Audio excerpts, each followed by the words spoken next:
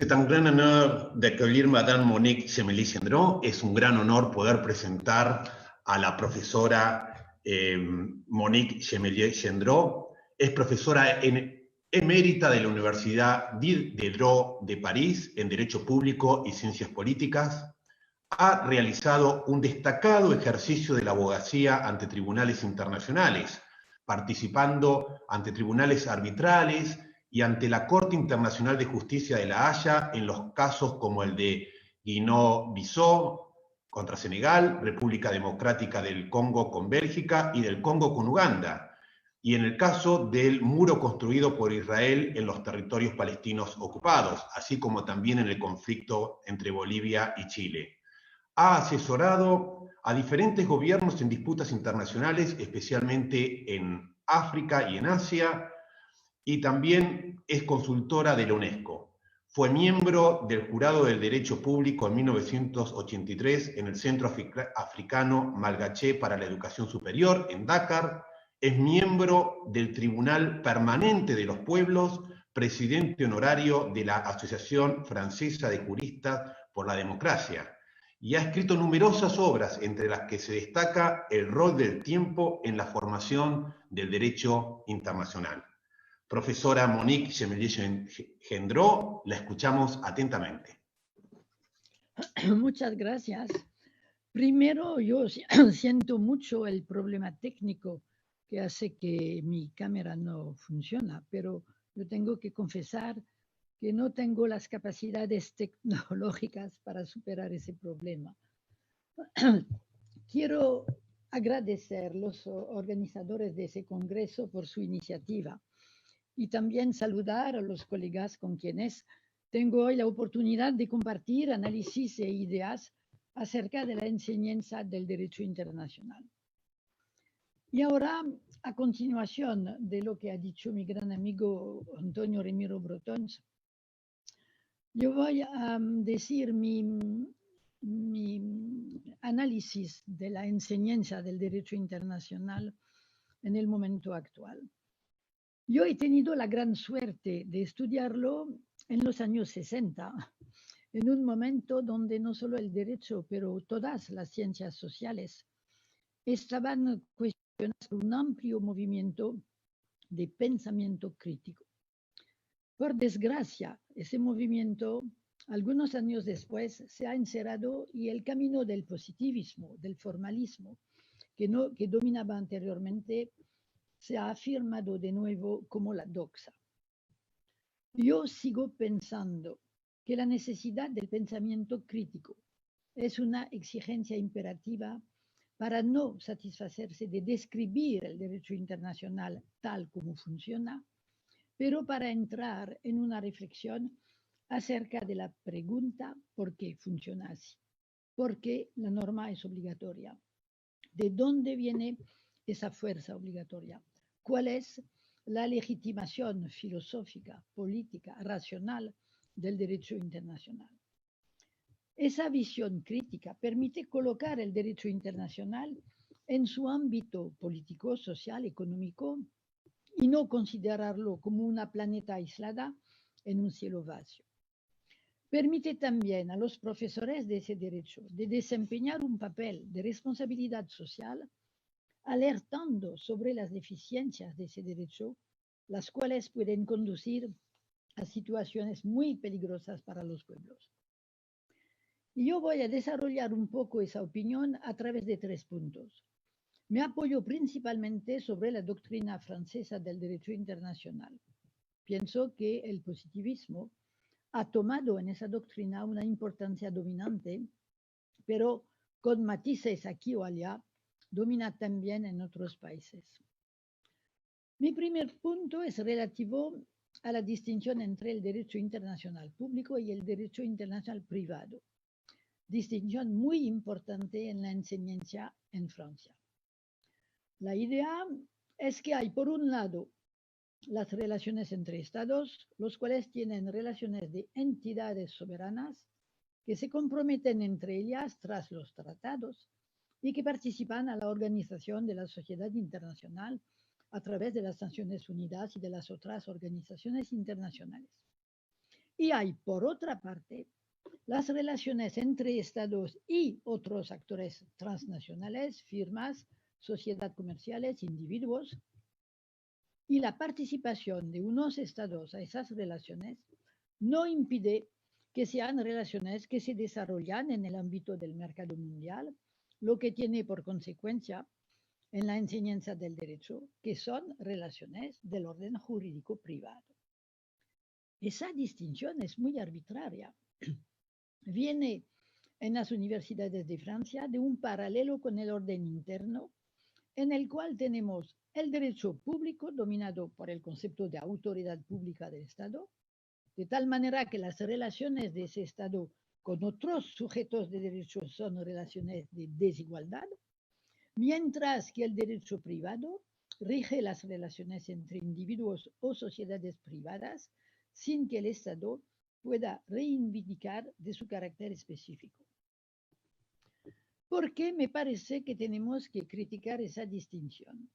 Porque da una percepción falseada de la realidad de los estados contemporáneos. En el capitalismo mundial, ellos son actores económicos mucho más que participantes a un orden público. La mejor ilustración de eso es el hecho que en cada visita de un jefe de Estado en otro Estado, el jefe está acompañado por una multitud de directores de empresas que aprovechan del viaje oficial para tratar de obtener nuevos contratos para sus productos, los cuales en la mayoría de los casos son armamentos. Otro argumento planteado a menudo para justificar la distinción es el de la naturaleza de la justicia entre los estados en el marco del derecho internacional público. La justicia sería administrada por cortes internacionales, mientras que en el orden del derecho internacional privado, las disputas se resuelvan delante de tribunales arbitrales. Pero ese argumento no tiene pertinencia. Las cortes internacionales son más similares a tribunales arbitrales que a las verdaderas cortes de justicia del orden interno, pues que las dos partes tienen que dar su consentimiento para que esas cortes tengan competencia, lo que es la misma lógica que la del arbitraje. Así yo pienso que esa distinción artificial sirve solo a ocultar la evolución de los estados en el movimiento actual de la mundialización. Ellos son actores del capitalismo militarizado que domina la tierra y ya no son más los representantes de pueblos libres. Un segundo punto que me sirve de ejemplo para desear más pensamiento crítico en la enseñanza del derecho internacional es relativo al concepto de soberanía. Desde el nacimiento de los estados modernos al fin de la Edad Media, ese concepto ha sido un elemento fundamental en la construcción del derecho internacional. Considerada como un atributo del Estado, la soberanía da a su titular los derechos de regalia. Y el primero de esos es el derecho de declarar y hacer la guerra. Es porque el derecho internacional a su empiezo se llamó el derecho de la guerra y de la paz. Ese concepto de soberanía ha guardado una importancia central en el derecho internacional moderno, pues que es consolidado en la Carta de las Naciones Unidas al artículo 2, párrafo 1. Él es la causa del fracaso de las Naciones Unidas en el mantenimiento de la paz. La soberanía ha permitido a los estados de eludir la norma de limitación del derecho de hacer la guerra, que era, sin embargo, el corazón del sistema de las Naciones Unidas. Es así que un análisis crítica de la soberanía nos conduce a unas conclusiones importantes. 1. No hay ningún poder en el mundo que corresponde a la definición de la soberanía como un poder encima del cual no hay nada.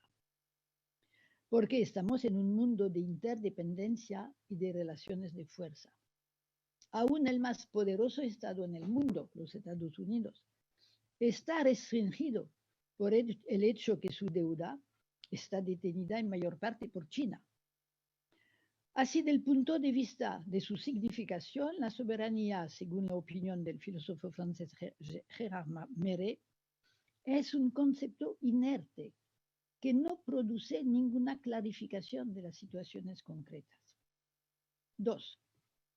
La importancia de ese concepto, considerado como una norma del derecho internacional, impide el desarrollo del derecho internacional.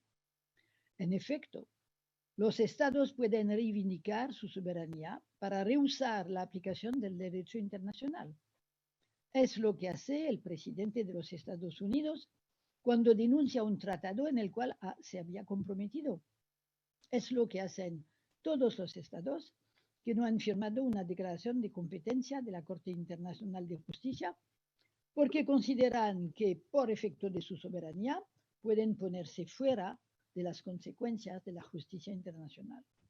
Bien sabemos que Francia, en 1974, y los Estados Unidos en 1986, dos miembros permanentes del Consejo de Seguridad han denunciado la cláusula de jurisdicción después de haber perdido un juicio delante de la Corte Internacional de Justicia.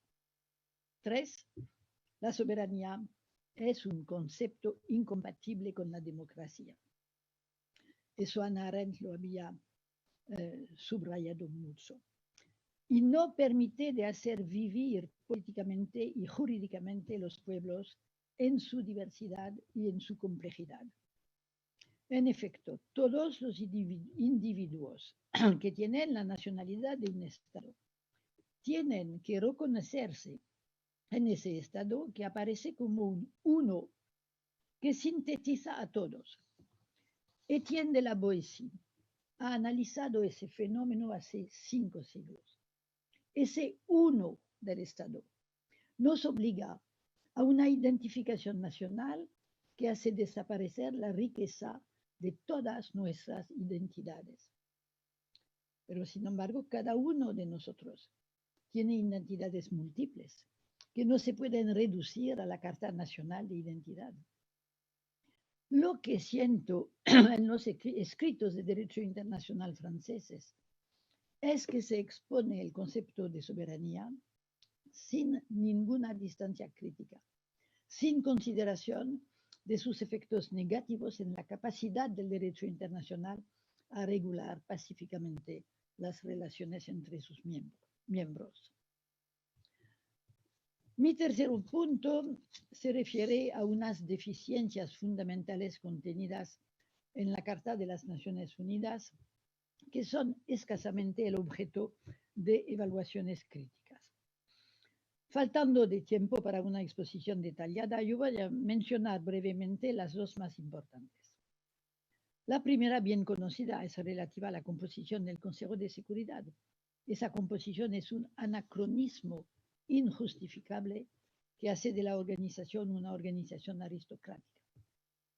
Confirma una posición singular a los vencedores de la Segunda Guerra Mundial, pero la sociedad de hoy no tiene nada que ver con la de los años 50.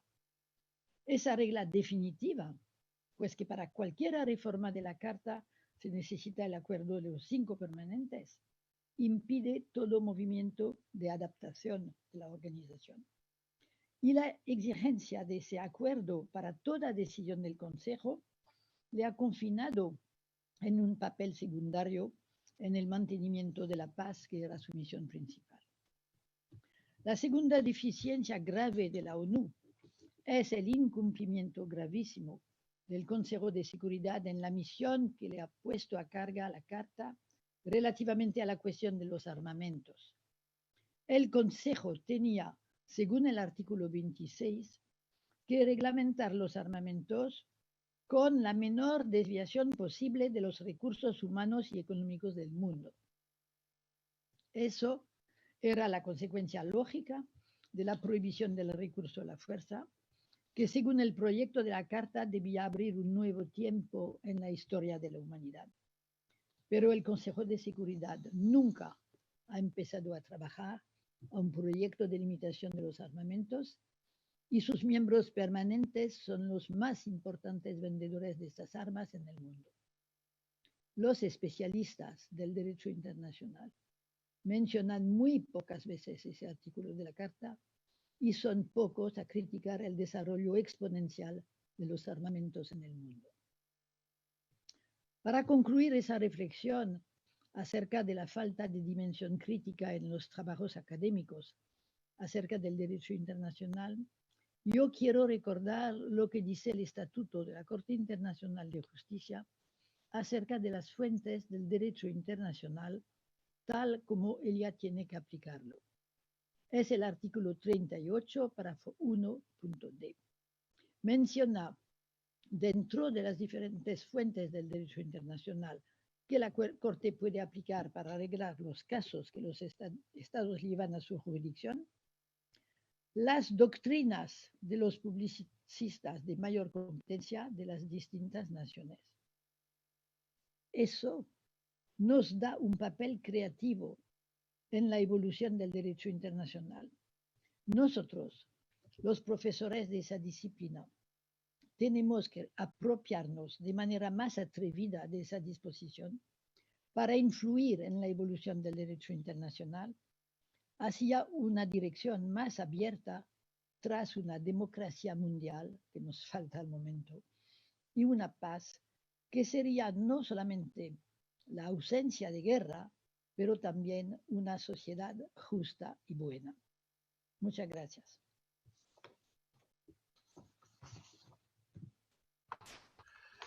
Profesora Yemilie Gendreau, no puedo más que agradecer en nombre de todos su exposición, su disertación, especialmente en cuanto a los conceptos de pensamiento crítico, soberanía, las deficiencias de las Naciones Unidas en cuanto al Consejo de Seguridad de la Nación y esta relevancia que pone a todos los doctrinarios en cuanto a creadores de la fuente de derecho, ha sido muy enriquecedora para todos los que la hemos escuchado atentamente. Merci beaucoup.